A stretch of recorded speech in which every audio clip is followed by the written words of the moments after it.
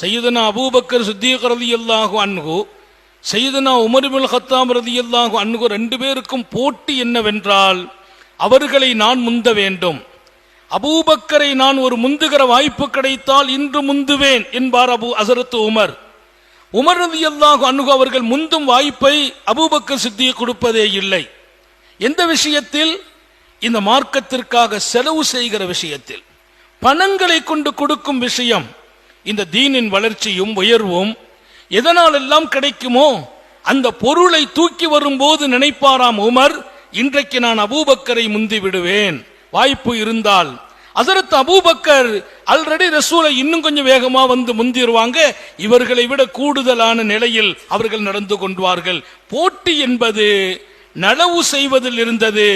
காசு பணம் எல்லாம் அவர்களை பொறுத்தவரையில் இந்த தீனோடு அதை கொடுப்பதிலும் செலவாக்குவதிலும் மிகுந்த மகிழ்ச்சியும் ஆர்வமும் இருந்தது. இன்னைக்கெல்லாம் ஒரு கடமைக்கு செய்யும் காலமாக போனது.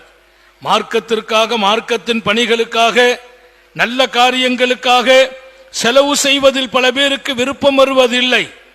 இன்னும் பல பேர் இன்னைக்கு கொடுக்கிற வசதியில் நான் இல்லை என்று எத்தனை காலம் சொல்வது?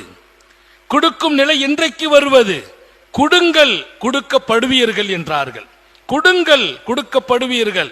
எனக்கு வாய்ப்பு இல்லை, நான் கடனாளியா இருக்கிறேன், காலம் பூரா கடனாளியா இருக்க கூடாதா? இல்லையா?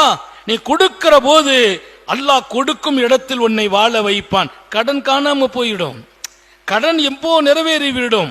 அந்த வாழ்க்கை மிகப்பெரியது. நலவு செய்வதில் போட்டியும் முனைப்போம். அதுவும் சீக்கிரம் செய்திடணும். மனசுல வந்துச்சா உடனே செய்யணும். இல்ல அது காலம் கடக்கிற போது நாளை செய்யலாம் என்ற அந்த வார்த்தை நீண்ட காலம் நலவுகளுக்குள் நுழைய முடியாமல் போகும்.